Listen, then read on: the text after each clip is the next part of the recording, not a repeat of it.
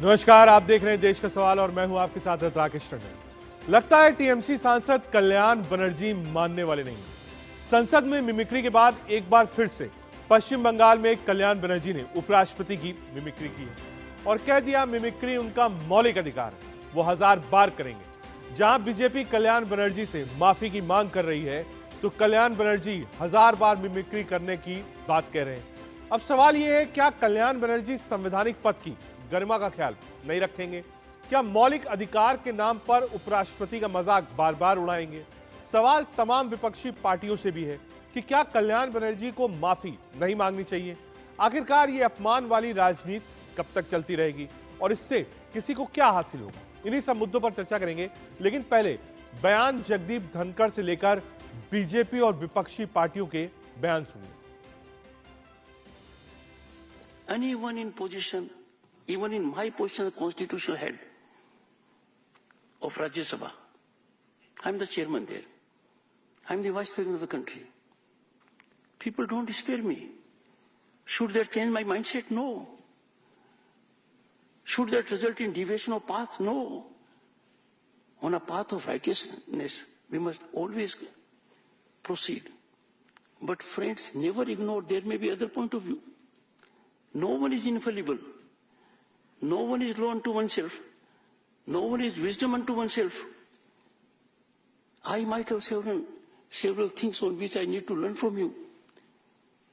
I must absorb them. We must be open-minded. The other point of view sometimes may be the right point of view. But then, those who do it with design to distract your attention, to derail you from path of service, you must show your spinal strength. Kalyan Banerjee जैसे और राहुल गांधी जैसे लोगों का जो जुगलबंदी चल रही है वो इस देश के लोगों ने अब समझ लिया है। इस देश के लोग कभी नहीं चाहते कि ऐसे संवैधानिक पदों पे बैठे हुए व्यक्तियों का मखौल उड़ाया जाए। और जगदीप धनखड़ जी तो एक किसान के बेटे हैं। जिस समुदाय से आते हैं उस समुदाय के लोग भी बहुत व्यथित महसूस कर रहे हैं, पूरा देश बहुत व्यथित है। और मुझे पूरा विश्वास है कि कल्याण बनर्जी अपनी पार्टी का कल्याण नहीं कर रहे हैं, विपक्ष का कल्याण नहीं कर रहे हैं। बना सकता, अगर कोई किसी को मिमिक कर रहा है तो उसका हक है वीडियो बनाना। उसमें गलत काम क्या है? उसमें कोई गलत काम नहीं है। उसको वीडियो को उन्होंने अपने प्लेटफॉर्म से चलाया तो नहीं, तो उन्होंने बनाया वीडियो, तो उसमें गलत क्या है? जिसने किया ये काम उसने सोच समझ के किया होगा। उसके बारे में मैं टिप्पणी नहीं करूंगा क्योंकि मुझे कोई हक नहीं है इस बारे में टिप्पणी करने का। अगर मैं होता तो शायद ना करता, लेकिन ये तो उसका अपना अधिकार है और ये राजनीति से जुड़ा हुआ नहीं है। क्योंकि जो अपमान हो रहा है, संवैधानिक पदों का जो अपमान हो रहा है, वो इस तरीके से हो रहा है कि लोकतंत्र को खत्म करने के लिए। कल्याण बनर्जी जैसे और राहुल गांधी जैसे लोगों का जो देखिए, कोई किसी को असंस्कार के लिए जेल नहीं भेजता है, लेकिन अगर तृणमूल कांग्रेस वाले ममता जी की दम पे, कल्याण बनर्जी हो या कोई भी हो, अहंकार उनकी चरम पे है। अगर देश की संवैधानिक पद में बैठे हुए लोगों को ऐसे मजाक उड़ाएंगे, अगर देश की किसान की पुत्र को ऐसे मजाक उड़ाएंगे, पिछड़े वर्ग से आए हुआ लोगों का ऐसे मजाक उड़ाएंगे, प्रजातंत्र में उनको कभी भी जनता माफ नहीं करेगी।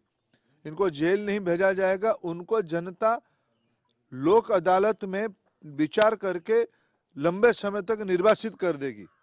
ये अहंकार उनका बोल रहा है, ये घमंडिया गठबंधन हम शुरू से कह रहे हैं।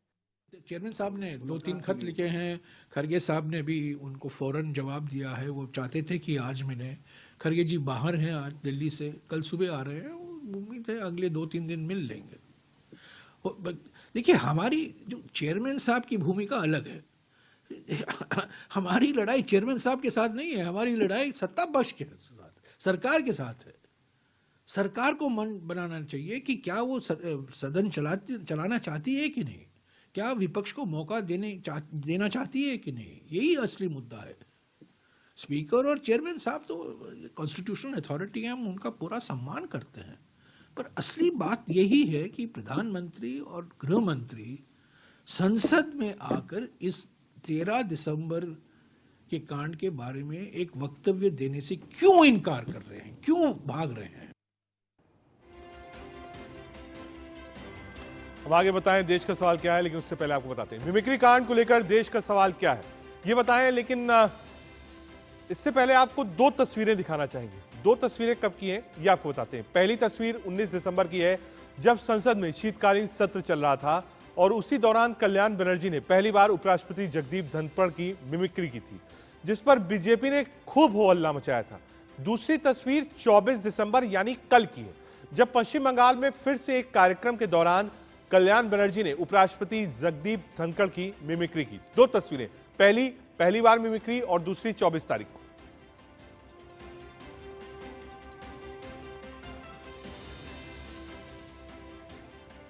आज देश का सवाल क्या है, एक नजर उस पर।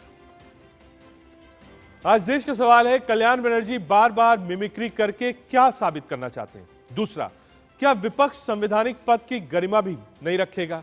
क्या विपक्ष समझाने की जगह कल्याण बनर्जी को और बढ़ावा दे रहा है?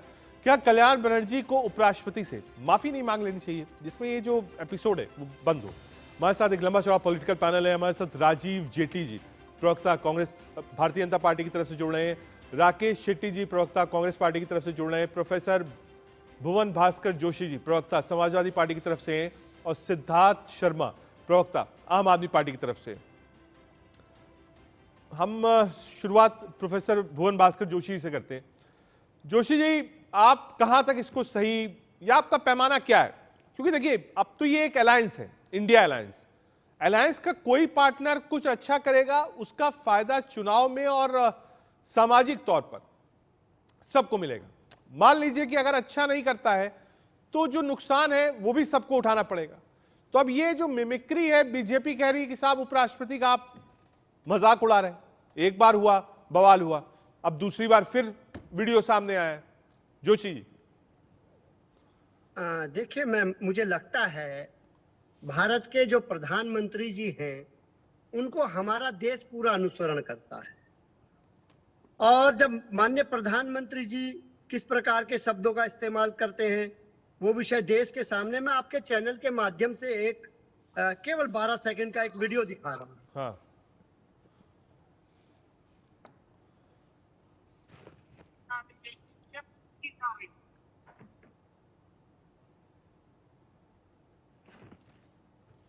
देखिए, इस प्रकार का जो व्यवहार मिमिक्री का।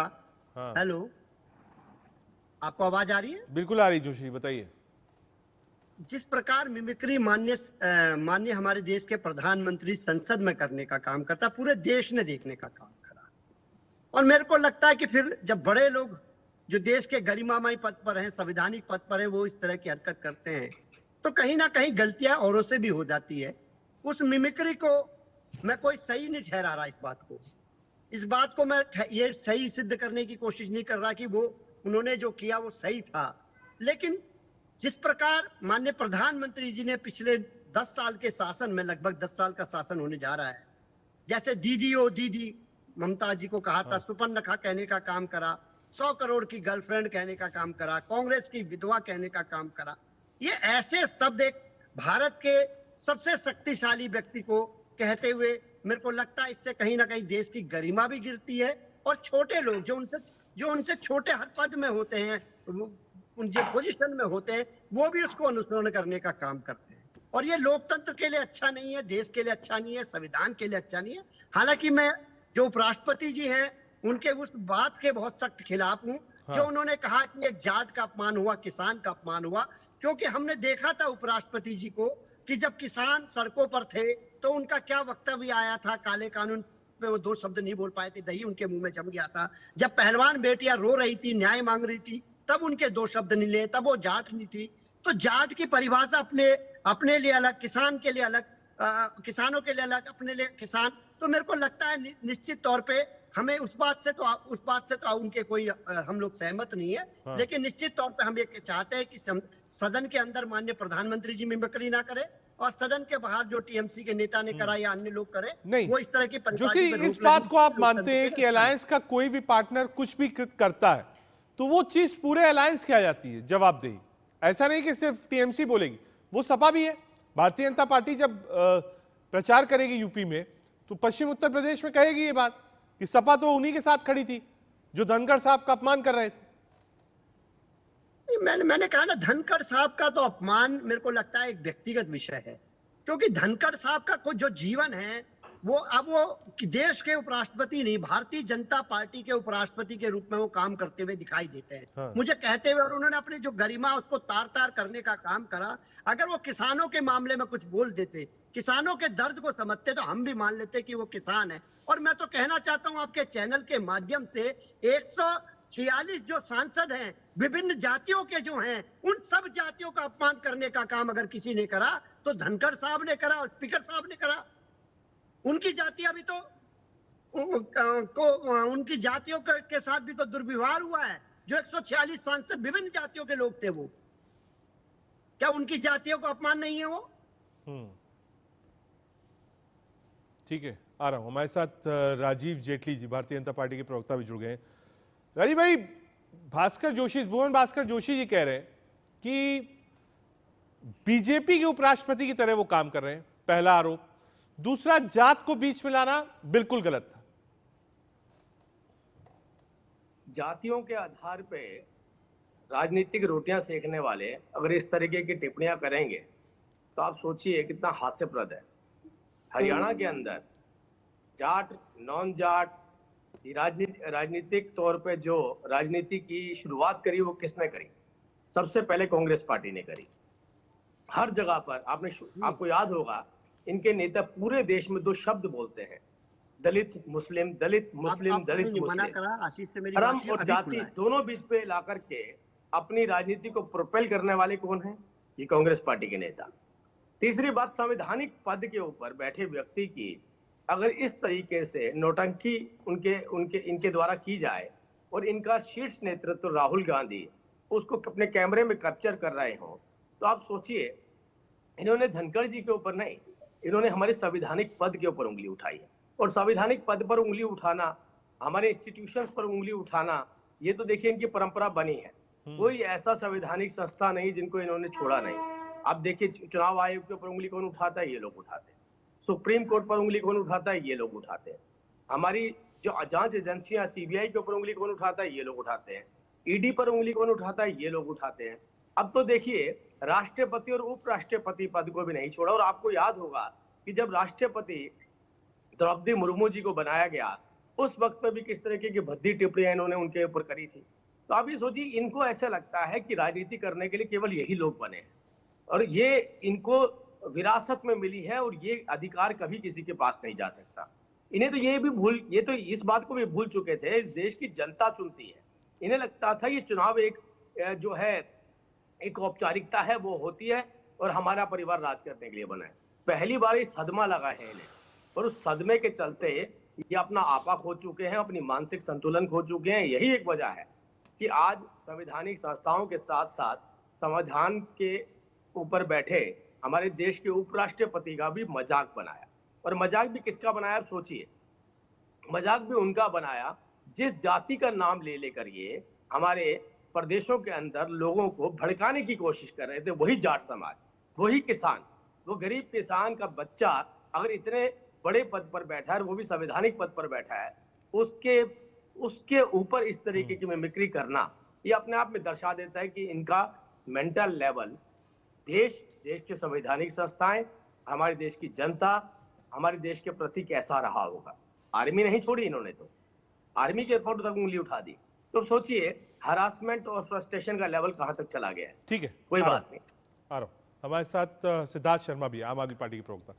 सिद्धार्थ, पहली बार तो मान सकते हैं कि उस समय रोष था, चलिए कोई आदमी सस्पेंड हुआ था, हालांकि वाइल्डेस्ट गेस में भी मैं शायद ना करूं, लेकिन मान लीजिए उस समय जोश था, आप सस्पेंड हुए थे, 100 सांसद के ऊपर मकर द्वार पर बैठे हुए थे, मिमिक्री होती है, ठीक है, गुस्से में आपने करी, आपने प्रोटेस्ट में करी, वो एक इश्यू बना, थोड़ी देर के लिए उसको साइड कर दीजिए।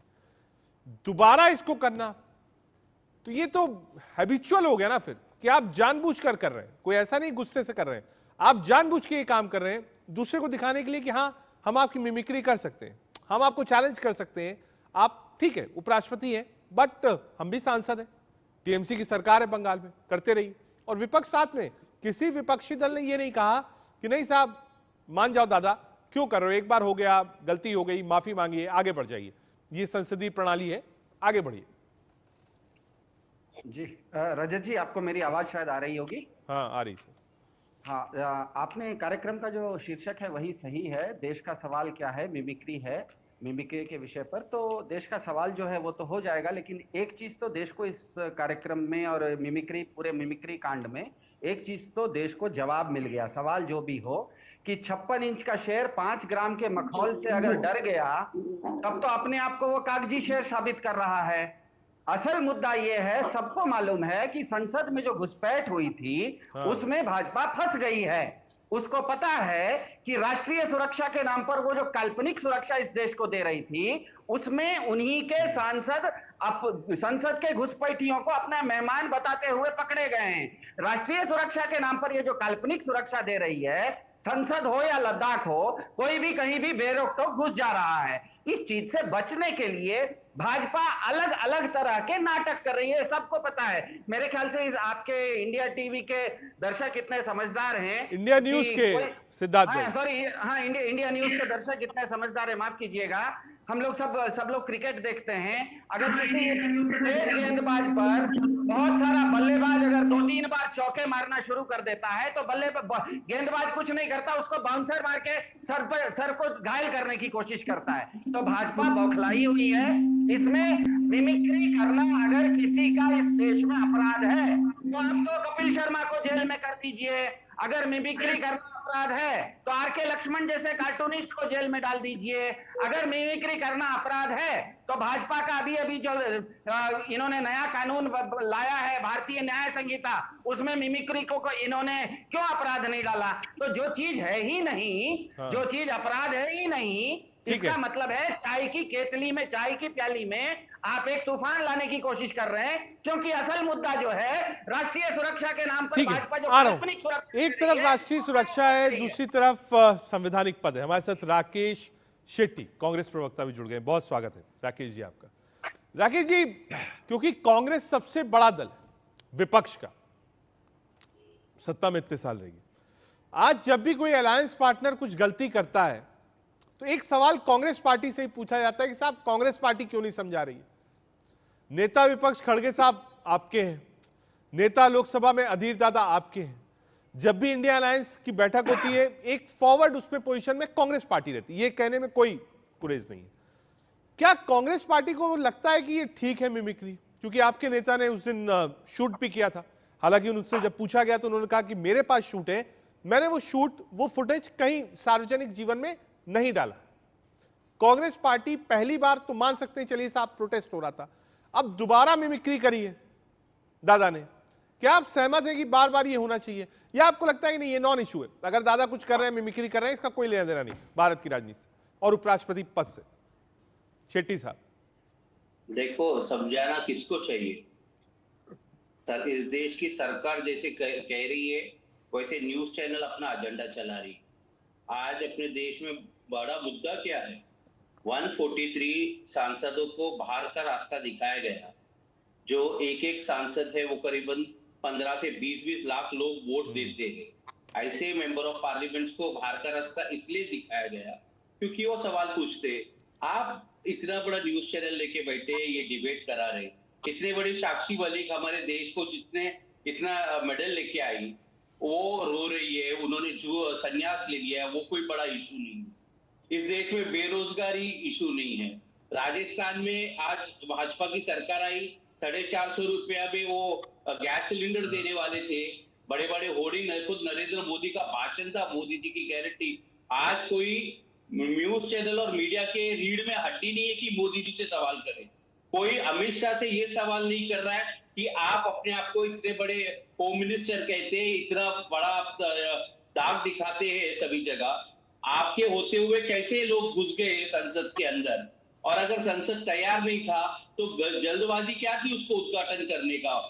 तो ये सवाल एक्चुअल में ये होना चाहिए। ठीक है, मैं मगर मान गया। न्यूज़ चैनल्स को बहुत बढ़िया शेट्टी साहब, गजब सवाल आपने दिए। इसमें से चाहे वो पहलवान वाला इशू हो, महंगाई का हो, सिलेंडर का हो, मैं डिबेट कर चुका हूं। उसमें कांग्रेस, बीजेपी, सपा सबके प्रवक्ता आए थे, मैं उसका लिंक भी भेज दूंगा। क्योंकि आज डिबेट हम इस मुद्दे पे कर रहे हैं और मैंने बहुत स्ट्रेट सवाल पूछा है, आप चाहिए तो एक बार उसका जवाब दे दीजिए। बिल्कुल, मुझे बताइए कहां पे इस देश के कौन से जगह पे, कौन से संविधान में लिखा है कि ऐसा करना मना है? बताइए मुझे। कहीं नहीं लिखा हुआ। नहीं लिखा है ना, तो मुझे ये बताइए, तो ये सही सवाल है क्या? अगर इस देश का कानून बनाने वाले वहां पे किधर भी लिखा नहीं है, आप लोग मनमोहन सिंह को मनमोहन सिंह करके उनको चिढ़ाते थे, वो भाषण नहीं देते ऐसा कहते थे। मनमोहन सिंह जी 10 साल प्रधानमंत्री रहे, लगातार प्रेस कॉन्फ्रेंस लेते रहे। नरेंद्र मोदी जी को हिम्मत नहीं है कि एक प्रेस कॉन्फ्रेंस अटेंड करे, और आप मनमोहन सिंह को चिढ़ा रहे थे, तभी मीडिया कुछ नहीं कहती थी। यही पार्लियामेंट के अंदर आपको याद होगा, आम आदमी पार्टी हमारे खिलाफ आंदोलन करते हुए, अन्ना हजारे का आंदोलन चल रहा था, हम लोग ने उन लोगों को पकड़ लिया और शाम तक छोड़ दिया। शरद पवार को एक सरदार जी ने छाटा मारा था, उसको लेके गए पुलिस थाने, शाम तक छोड़ दिया। आज पार्लियामेंट के अंदर जो लोग गए उनके ऊपर आप सवाल उठाइए ना, सरकार को क्या कानून लगाया, क्या कलम लगाया उनके ऊपर। तो मेरा ये सवाल है, जब इस देश में कोई कानून ही नहीं है कि आप किसी के ऊपर व्यंग करते, ये तो डेमोक्रेसी है, लोगों को अधिकार दिया गया है। ठीक है, आप बार बार पार्लियामेंट राजीव जी, क्योंकि 3-4 इशू थोड़े से मिक्स किया है राकेश जी ने। कहा साहब किस कानून में लिखा है कि कोई सांसद या कोई व्यक्ति मिमिक्री नहीं कर सकता? हालांकि मैं पर्सनली मानता हूं कि जो संवैधानिक पद है उसको थोड़ा छोड़ देना चाहिए। एक बार आपने गुस्से में कर दी कि आप सस्पेंड हुए थे, 100 लोग बैठकर वहां पर प्रोटेस्ट कर रहे थे, लेकिन बार बार रिपीट करके बताना कि नहीं साहब कानून नहीं कहता है, मैं इसको वाजिब नहीं मानता। राजीव जेटली। नहीं, मैं देखिए आपकी चर्चा सुन रहा था, मैं चुप क्यों था? मैं बीच में इंटरप्ट भी कर सकता था, ओवरलैप भी कर सकता था, लेकिन मैं चुप इस बात के लिए था कि मंशा क्लियर हो जाए। इन्होंने बार बार बोला कानून का सहारा लिया, कानून नहीं है इसलिए हम इस तरीके की बदतमीजी करते चले जाएंगे, कानून नहीं है इसलिए हम वेल में चले जाएंगे, कानून नहीं है इसलिए हम पर्चा फाड़ेंगे, कोई पर्चा फाड़ेंगे और आपने जो सदन के अंदर जो हमारे स्पीकर अध्यक्ष बैठे हैं उनके मुंह पर फेंक देंगे। कानून नहीं है इसलिए सारी बदतमीजी का अधिकार हमारे पास आ जाएगा। आज चर्चा तो इसी बात को लेकर के हो रही है। संवैधानिक पद पर बैठे एक व्यक्ति अगर उसकी मिमिक्री की जा रही है और मिमिक्री करने के बाद एक डिबेट हो रही है और डिबेट के अंदर उसको जस्टिफाई किया जा रहा है कि हमने जो मिमिक्री करी है वो अधिकार हमारे पास है, मतलब कि आप उपराष्ट्रपति का सम्मान नहीं करते, आप देश के राष्ट्रपति का सम्मान नहीं करते। यही बात मैंने थोड़ी देर पहले आपको बोली थी। हो सकता था कि यहाँ पर बैठ करके कि ये लोग इस बात की माफी मांगते कि हाँ, जो वहां पर प्रकरण हुआ, जिस तरीके की मिमिक्री की गई, ऐसी नहीं होनी चाहिए थी। मुझे लगा था शायद इस तरीके की डिबेट चलेगी, लेकिन जब इन्होंने एक्सेप्ट ही कर लिया है तो मुझे लगता है सारे ये जो जनता के पास जो मैसेज और संदेश जाना है वो आपके चैनल के माध्यम से जा चुका है। इसके ऊपर फर्दर क्लैरिफिकेशन मुझे नहीं लगता कि अब हमें चाहिए होगी। ये तो स्पष्ट कर चुके हम ऐसा ही करेंगे। हम बदतमीज लोग हैं, बदतमीजी हमारी संस्कृति है, बदतमीजी हमने देश की सेना ऐड ऑन है, चाहे वो सिद्धार्थ हो, आम आदमी पार्टी के भुवन भास्कर जोशी जी हो या फिर राकेश शेट्टी जी हो। इनका कहना है कि साहब अगर सिक्योरिटी ब्रीच हुआ है तो अपोजिशन आवाज नहीं उठाएगा तो क्या करेगा? उसके लिए सरकार ने क्या किया? कहा अपोजिशन अमित शाह जी से जवाब मांग रहा था, जवाब मांगने के चक्कर में उनको सस्पेंड किया गया, इसका सवाल कौन पूछेगा? और कहा साहब जो सांसद थे, विपक्ष ने उठाया कई बार सवाल, जिस व्यक्ति ने सबके पास बनवाए थे उसका क्या हुआ? मैंने आपको बताया कि देखिए 3-4 बातें एक साथ जुड़ गई हैं। पहली बात यह है, ठीक है, मैं मानता हूं सिक्योरिटी ब्रीच हुआ, इन्वेस्टिगेशन हो रही है, जिन्होंने किया उनके खिलाफ कड़ी से कड़ी कार्रवाई की जा रही है। नंबर 2, सिक्योरिटी ब्रीच तो इन्होंने देश में करके दिखाया।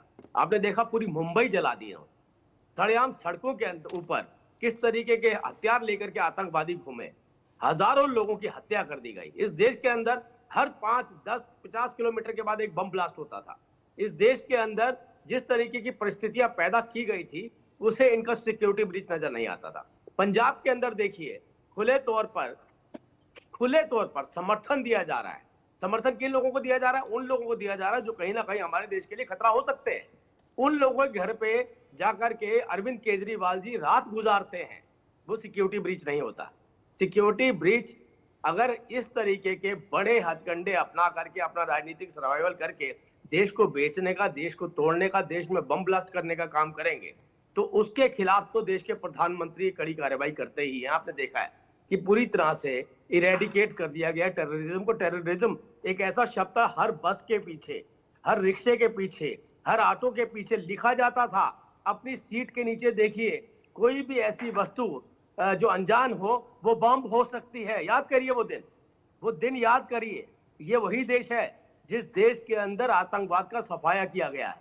और आज जब हम एक डिबेट कर रहे हैं, डिबेट इस बात पे नहीं कर रहे हैं, ये तो पहले आपने देखा कि हमारी अखबारों की फ्रंट जो खबर होती थी, फ्रंट पेज की, वो टेररिज्म से जुड़ी होती थी, बम ब्लास्ट से जुड़ी होती थी। आज कहां आपको देखने को मिलता है? आज सिर्फ अगर कोई चर्चा होती है तो विकास की होती है, चर्चा होती है तो पारदर्शिता की होती है, चर्चा होती है तो दिग्विजय की होती है। राकेश जी, एक छोटा सा कमेंट, क्योंकि यूपीए की सरकार रही 2004 से। नहीं, मुद्दा ये नहीं है, 14 तक मुद्दा ये वो है, कह रहे हैं सुरक्षा भाव आप इस सरकार का देख लीजिए और पुरानी चाहिए। सरकारों का देख लीजिए कि देश महफूज किसके हाथ में। शेट्टी जी। हाँ बिल्कुल, मैं जवाब देता हूँ।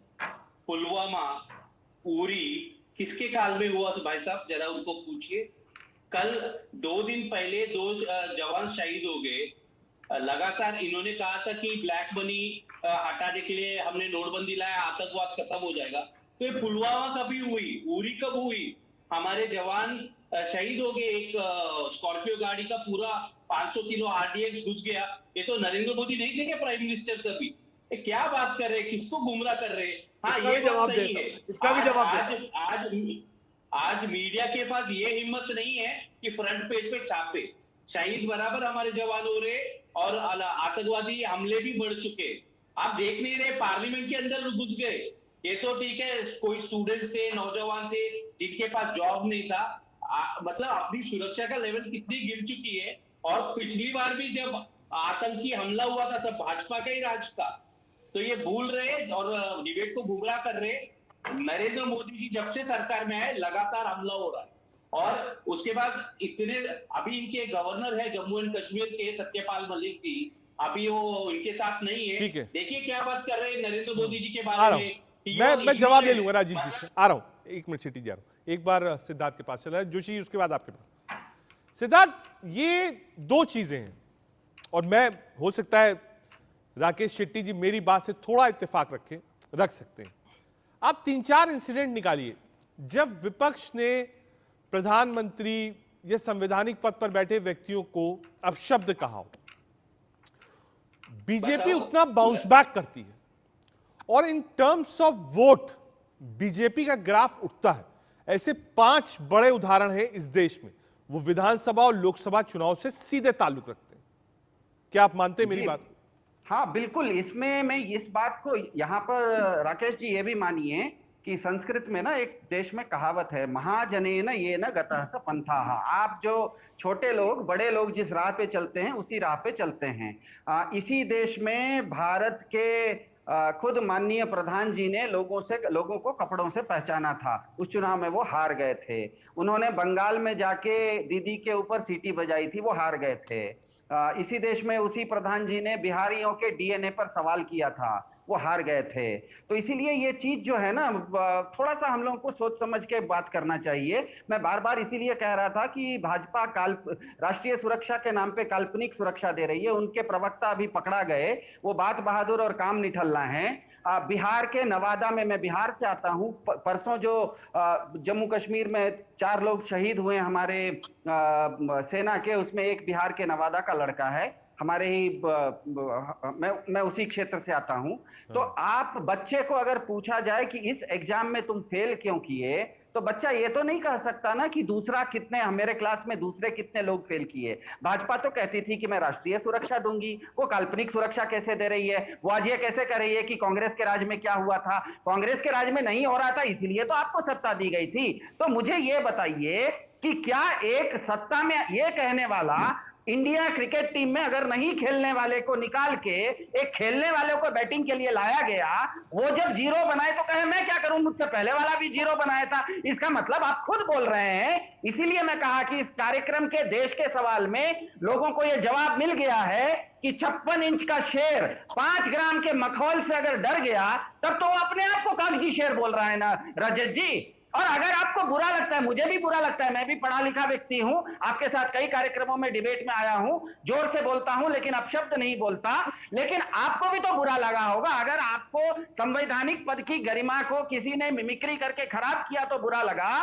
तो भारत के प्रधान जी ने अगर बिहार के डीएनए पर सवाल किया तब भी तो बुरा लगा। राजीव जी एक छोटा जवाब दीजिए। सिद्धार्थ कह रहे हैं कि ऐसा पहली बार नहीं हुआ है, बीजेपी की तरफ से भी बहुत सारे ऐसे बयान आए हैं जो बिल्कुल दिल पे चुभने वाले थे, उस पर आपका वक्तव्य राजीव जी। देखिए, दो बातें हैं। पहली बात तो यह है कि हम आपस में आज से नहीं, नेहरू जी के वक्त से ले लीजिए, अटल बिहारी वाजपेयी जी थे प्रधानमंत्री तब से ले लीजिए, उसके बाद मनमोहन सिंह जी, हम आपस में एक दूसरे के ऊपर एक सार्केस्टिक वे में टिप्पणी जरूर करते हैं, लेकिन कभी भी देश के राष्ट्रपति और उपराष्ट्रपति के ऊपर इस तरीके के मिमिक्री या इस तरीके की बदतमीजी कभी किसी नेता ने नहीं करी, जो पहली बार ये परंपरा शुरू हुई है। दूसरी बात, ये बार बार ये एक प्रश्न उठा रहे थे, वो ये उठा रहे थे कि आपके वक्त पे जवान शहीद हुए। मैं बोलता हूँ वो जवान शहीद हुए, उसके बाद हम उस घर के अंदर घुसे, बॉर्डर क्रॉस किया, उस देश के अंदर पाकिस्तान में घुसा, वहां जाकर के हमने आतंकवादियों को मारा। अब वहां सिद्धार्थ एक बार उनको कंप्लीट करने दीजिए। नहीं सिद्धार्थ एक बार उनको कंप्लीट करने दीजिए। आप जब बोल रहे थे तो उन्होंने बीच में इंटरप्ट नहीं किया था। सिद्धार्थ एक मिनट, राजीव जी आप बोलिए। कुछ भी बोल देते हैं। बिहार का डीएनए खराब नहीं है, आपका डीएनए खराब है, आप बीच में बोलते हैं। मैं आपसे कह रहा हूँ, पकड़ा गए हैं। हाँ, तो बीच में बोलेंगे तो आपका डीएनए खराब हुआ, बिहार का मत जोड़िए उसके साथ। अब मैं दूसरी बात ये बोलता हूँ कि जब हमने घुस करके मारा, आपकी भाषा घुस करके मारा तब उंगली किसने उठाई? आपकी भाषा, मेरी भाषा नहीं, आपकी भाषा ने आपका। एक मिनट सिद्धार्थ एक मिनट, जब आपने अपनी बात रख ली है, एक सवाल आपने उठाया है, राजीव जी 3 लोगों को आंसर कर रहे हैं, कम से कम इतना वो होना चाहिए कि जब आप सवाल पूछ चुके हैं आंसर लीजिए। बहुत अच्छा हुआ, उन्होंने मेरे डीएनए पर सवाल करके बहुत अच्छा किया। लाइव मैंने आपके डीएनए पर राजीव जी जवाब दीजिए। यूट्यूब में ना, और आपने बार-बार बिहार के डीएनए की बात करी, मैं तो कह रहा हूं बिहार का डीएनए और उनके प्रवक्ता जी दोनों का सामने वाले के डीएनए पर आपका सवाल करते हैं। आपकी प्रॉब्लम हो सकती है, ये आपकी प्रॉब्लम हो सकती है, अपने प्रदेश की मत बताइए। बिहार का डीएनए सबसे बेहतर डीएनए है, ये आपके डीएनए की प्रॉब्लम हो सकती है। मैं आप ही के डीएनए की बात कर रहा हूँ, अपने आप को पूरे बिहार से मत जोड़िए। आपके साथ दिक्कत ये है, आप अपने डीएनए की बात करिए। किसी सवाल का जवाब नहीं मिलता है। प्रधानमंत्री ने जब बात करी तब ये बात करी कि जो पलटते हैं अपनी बात से, जिनका स्टैंड एक बात को लेकर क्लियर नहीं होता, जो प्रदेश की जनता के साथ नहीं होते, जो प्रदेश की जनता के नहीं हुए, उनका डीएनए चेक करना चाहिए। तो जिसने प्रदेश की जनता के साथ मखौल किया, विश्वासघात किया, उसके डीएनए के ऊपर तो प्रदेश की जनता भी उंगली उठाएगी। आपकी भाषा तो रमेश भिदोड़ी जी से सीखी हुई होती है, इसीलिए आप हमारे अरे भाई, हम तो सवाल करते हैं। ये तो आप क्यों खराब कर रहे हैं डीएनए को? अगर थोड़ी देर शांति से सुनेंगे तो मैं कह दूंगा बेहतर। सुन लीजिए सिद्धार्थ साहब, एक बार आंसर तो सुन लीजिए। जो 2-3 सवाल आपने मूलभूत उठाए हैं, एक बार राजीव जी को सुन लीजिए। मेरा सिर्फ ये आपसे रिक्वेस्ट है, एक बार राजीव जी कंप्लीट कर ले, मुझे भुवन भास्कर जोशी जी के पास भी जाना है। राजीव जी कंप्लीट 30 सेकंड में। मैंने केवल इतनी बात बोली कि जब हमने प्रहार किया आतंकवादियों पे उनके देश में घुस करके, तब भी पहली उंगली किसने उठाई? तभी ये सभी लोग थे। और उंगली किसके ऊपर उठाई थी? देश के प्रधानमंत्री पर नहीं, उंगली सेना के ऊपर उठाई थी। और बार बार कह रहे थे सबूत दीजिए।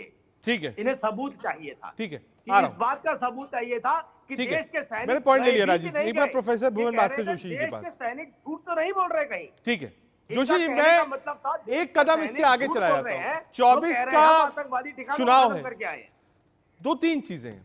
आप लगभग इंडिया अलायंस में 28 दल है, उसमें समाजवादी पार्टी भी एक प्रमुख दल है, उत्तर प्रदेश को रिप्रेजेंट कर रहा है। अब मान लीजिए नीतीश बाबू कोई बयान देते हैं जो उलझुल बिल्कुल होता है, तो उस पर भी सवाल अलायंस पर होता है। दयानिधि मारन अगर कुछ बोलते हैं तो उस पर भी सवाल अलायंस पर होता है।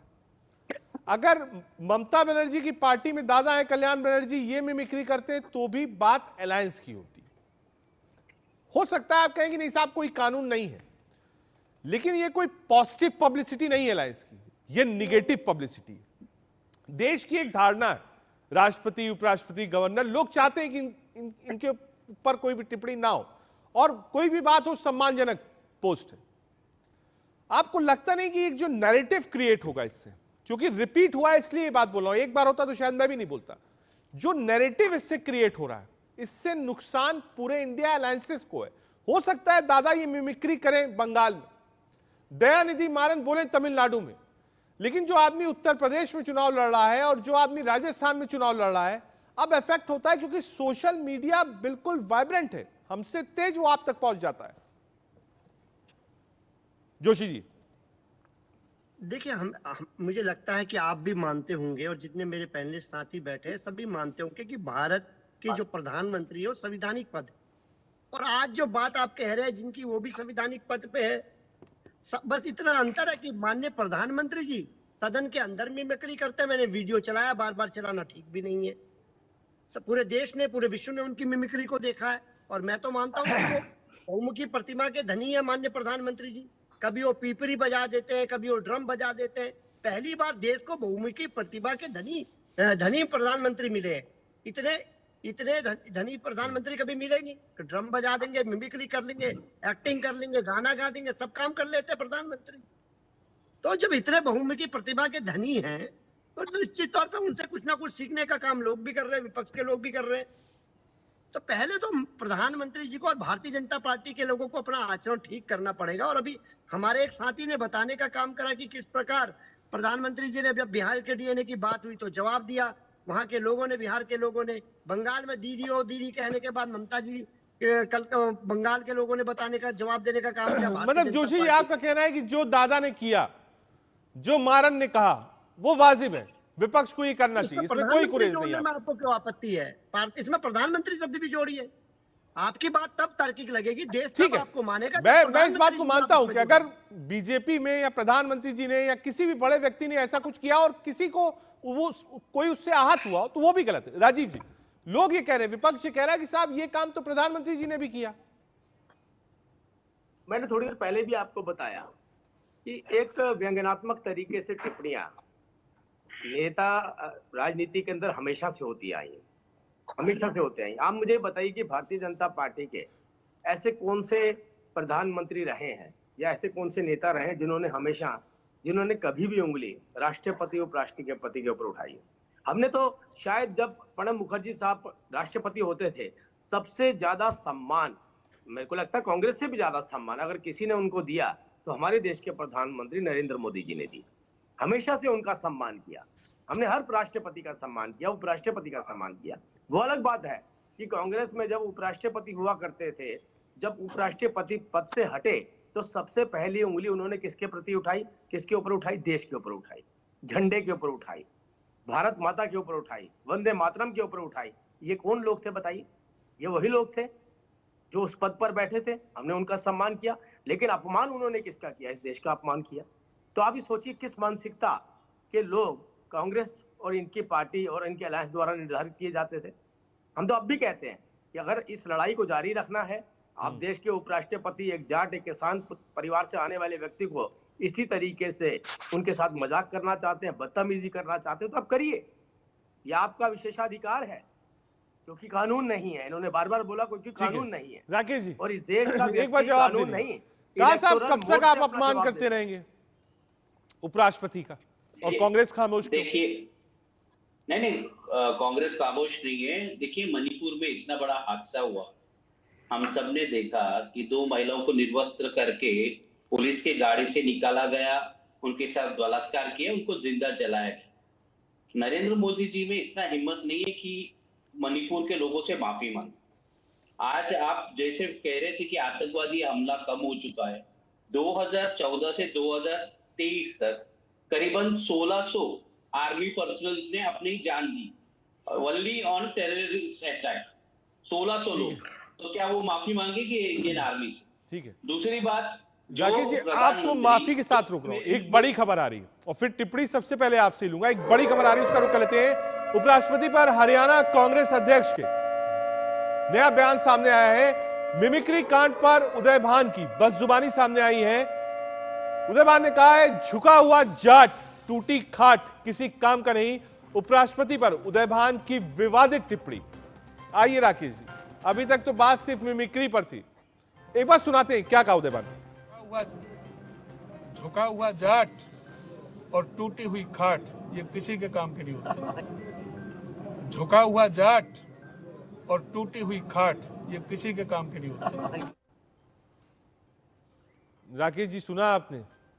मैं सुना और बहुत खुश हूं, क्योंकि जब 700 जाट का जान गई किसानों की, यही आप ही के दिल्ली के बॉर्डर पे, तब उपराष्ट्रपति के मुंह में जबान नहीं था कि उन्होंने नरेंद्र मोदी से प्रश्न पूछना चाहिए था कि इतने किसान मर रहे, उनसे जाकर बात करिए, उनसे बात करिए और ये 3 काले कानून वापस लिया जाए। तब आपका इसमें जबान नहीं होता है। आज आपको याद आता है कि आप किसान थे, आप जाट है, सब कुछ है। अरे भाई कहाँ पे हो? देखो आज देरी इस बात की है कि ये जो सड़क पे लोग हैं, आज भूखमरी और ऑल टाइम हाई इन्फ्लेशन जो है ना, ये पब्लिक अभी सिर्फ पार्लियामेंट के बाहर आने की बाकी है। जब तक मीडिया सही सवाल सही लोगों से नहीं पूछेगी तो जनता जमीन पे उतरेगी, जनता पार्लियामेंट को घेराव करेगी, यही बाकी है बस। ठीक है राजीव जी, झुका हुआ जाट और टूटी खाट, कांग्रेस के प्रदेश अध्यक्ष उदयभान ने कहा है कि साहब झुका हुआ जाट और टूटी खाट किसी काम की नहीं। हरियाणा के अंदर, क्योंकि हरियाणा प्रदेश से आते हैं उदयभान, हरियाणा के अंदर जब भी कोई टिप्पणी की जाती है तो वो हरियाणवी नेताओं के खिलाफ ही की जाती है। और मुझे लगता है उनका इशारा कहीं ना कहीं भूपेंद्र सिंह हुड्डा जी की तरफ रहा हो, क्योंकि अगर ये राजस्थान के किसी कांग्रेसी नेता ने टिप्पणी की होती तो एक बार को अंदाजा लगाया जा सकता था कि इन्होंने उपराष्ट्रपति के ऊपर टिप्पणी करी है। लेकिन क्योंकि हरियाणा में टिप्पणी हुई है, प्रताड़ित है वो अपने नेता से, भूपेंद्र सिंह हुड्डा जी को वो टूटी हुई खाट मानते हो, तो ये भी उनका प्रेरोगेटिव है, विशेष। राकेश जी टिप्पणी किस पर है ये तो बता दी, क्योंकि अध्यक्ष आप ही के हैं हरियाणा कांग्रेस के। नहीं, उनका मन तो मैं नहीं पढ़ सकता, मगर समझदार को इशारा काफी है। आज मैं आपको एक इंसिडेंट बताता हूँ। आज महाराष्ट्र में हूं मैं, आज करीबन 5 साल होने को आया, गवर्नर के पास 12 MLCs का चिट्ठी पड़ी हुई है। गवर्नर, क्योंकि कांग्रेस की सरकार थी बीच में और उनका चिट्ठी था, वो बोलते मैं MLC को अप्रूवल नहीं दूंगा। क्या मतलब है? अगर संवैधानिक पद पे बैठे हुए गवर्नर, उपराष्ट्रपति अगर भारतीय जनता पार्टी के नौकर के तौर से काम करेंगे तो जवान तो लोग चुप नहीं बैठेंगे ना। ये अधिकार हमको डॉक्टर भीमराव अंबेडकर जी ने दिया है, इस देश के संविधान ने दिया है कि हम लोग हमारी मन की बात जरूर बोले। ठीक है, आ रहा हूं। भुवन भास्कर जी, ठीक है, आपने कह दिया प्रधानमंत्री जी ने टिप्पणी करी, मैंने भी कहा कि हाँ साहब टिप्पणी करी, राजीव जी ने उसका क्लैरिफिकेशन भी दिया, लेकिन ओवरऑल थोड़ी देर पार्टी पद से थोड़ा सा ऊपर उठ जाइए। क्या कुछ पोस्ट ऐसी होनी चाहिए जिस पर राजनीति ना हो? और मैं ये नहीं कह रहा हूं कि साहब बीजेपी करे, कांग्रेस करे, आप ना करें, बीजेपी ना करे, कांग्रेस करे। जो राजनीतिक दल है, इतना शिष्टाचार होना चाहिए कि देश के 4-5 पद ऐसे हैं जिस पर कोई टिप्पणी, कोई कमेंट नहीं होना चाहिए। ये तय हो जाए, अभी तक तय नहीं है, तय हो जाए बैठ कि नहीं साहब ये 5 पोस्ट है, इनको हम छोड़ देंगे, इन पर कोई टिप्पणी नहीं करेंगे। देखिए, हमें लगता है जो संविधानिक व्यक्ति है अपने पदों पर है, उसकी भी जिम्मेदारी बनती है कि उसका जो आचरण है वो इस तरह का रहा कि लोग उसको उंगली उठाने का काम नहीं करें। लेकिन गालीबाज, भारतीय जनता पार्टी ने तय कर लिया है कि गालीबाज सांसद अंदर रहेगा। उन्होंने तय कर लिया जो पास जारी करेगा, जो देश को खतरा है, लोकतंत्र को खतरा है, हमारे संसद को खतरा जिसकी वजह से वो तो अंदर रहेगा। लेकिन 140 करोड़ लोगों की जो आवाज उठाते हैं लोकसभा के, राज्यसभा के सांसद, वो बाहर रहेंगे। जब आप इस तरह का एक फैसला करेंगे, जब आप एक ऐसा फैसला करेंगे कि जनता की आवाज को, लोकतंत्र की आवाज को दबाने का प्रयास करेंगे, तो निश्चित तौर पे आप पर भी क्रिया की प्रतिक्रिया होगी। मैं इसको केवल क्रिया की प्रतिक्रिया के रूप में देख पाता। ठीक है राजीव जी, छोटा सा आंसर, उसके बाद सिद्धार्थ जी के पास। क्रिया की प्रतिक्रिया है, कहा साहब जो व्यक्ति पद पर है उसको भी उस गरिमा का ध्यान रखना चाहिए। आप बड़प्पन दिखाते हैं तभी सम्मान बढ़ता है। देखिए, निर्धारित तो हर राजनीतिक पार्टी को खुद करना है। हाँ। हमसे कभी कोई गलती हो जाती है तो हमारा शीर्ष नेतृत्व, तो हमारे राष्ट्रीय अध्यक्ष, हमारे रक्षा मंत्री तक बाहर निकलते हैं और वो कहते हैं कि हाँ, हम इस बात को एक्सेप्ट नहीं करते हैं, ये मर्यादाओं से परे है और मर्यादा के अंदर रह करके बात करनी चाहिए। लेकिन दूसरी तरफ अगर एक सभी राजनीतिक दल मिलकर के ये कहते हो कानून नहीं है इसलिए हमारे पास बदतमीजी का अधिकार है, तो ये मुझे लगता है ये अपनी राजनीतिक दल की विचारधारा को जनता के सामने रख रहे हैं और जनता को खुद निर्धारित। आ रहा हूं सिद्धार्थ जी।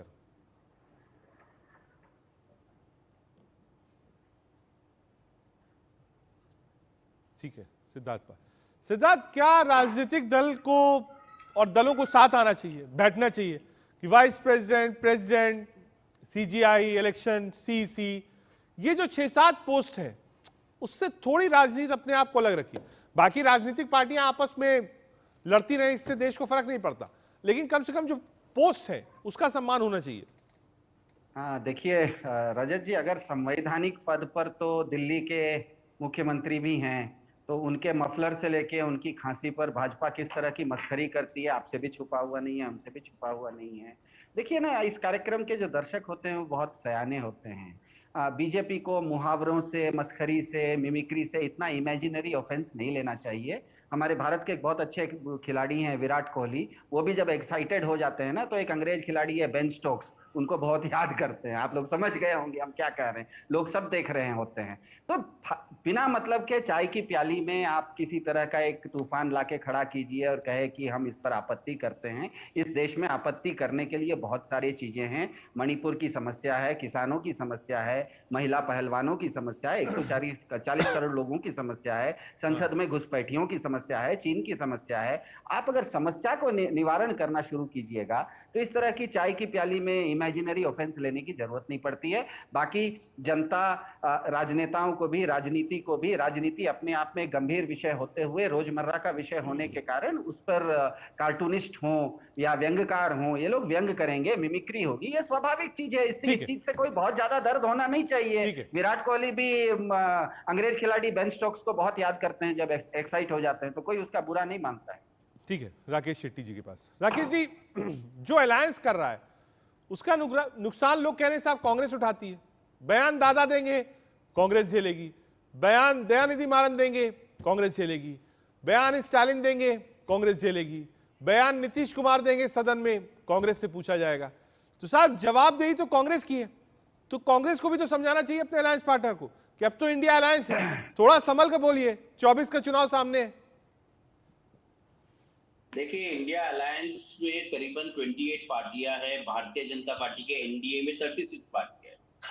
और आज ये हम अलायंस को क्या कहना चाहिए, क्या नहीं कहना चाहता है, ये तो बैकडोर वाली बात ये है कि 1947 से आज 2014 तक करीबन इस देश के ऊपर कर्जा कितना था देखिए। आज भारतीय जनता पार्टी 2014 से आज 2023 तक कितना कर्जा ले लिया।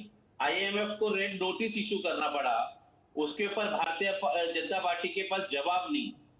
आज भारतीय जनता पार्टी का प्रवक्ता और उनका जो मीडिया टीम है, पूरा का पूरा सभी न्यूज चैनल्स को एक अलग मुद्दा दिया जाता है और उसके ऊपर आप और मैं डिस्कशन करते हैं। नहीं, हमारे पास ऐसा कुछ नहीं आता। आप हमारी कल परसों नरसों कोई भी डिबेट उठा के देख लीजिए, हम डिबेट उसी बात पर करते हैं जो जनता देखना चाहती है, चाहे वो पहलवानों का मुद्दा हो। अगर आप कहिएगा तो महंगाई का मुद्दा और सिलेंडर के मुद्दे पर भी हमने बहुत सारी डिबेट करी है, उसके भी लिंक आपको भेज दूंगा। अच्छा, एक मिनट, आप अभी भारतीय जनता पार्टी के प्रवक्ता है आपके साथ, आप इतना हिम्मत दिखाइए और उनको कहिए कि राजस्थान में 450 रुपए का सिलेंडर देने वाले थे, आप देने वाले के पूछिए। सर, मैं माफी के साथ कहूंगा, राजीव जेटली जी एक बार पीसीआर से कहूंगा एक बार रिकनेक्ट करें, इस वक्त स्क्रीन पर नहीं है, आप अपनी बात पूरी करें। यही बात नहीं है, मैं आपकी बात बोल दूंगा और शायद अगर वो देख रहे हो या फिर से रिज्वाइन करें, मैं ये सवाल पूछ दूंगा, मुझे कोई आपत्ति नहीं, आप पूछ सकते हैं विपक्ष के नाते ये सवाल।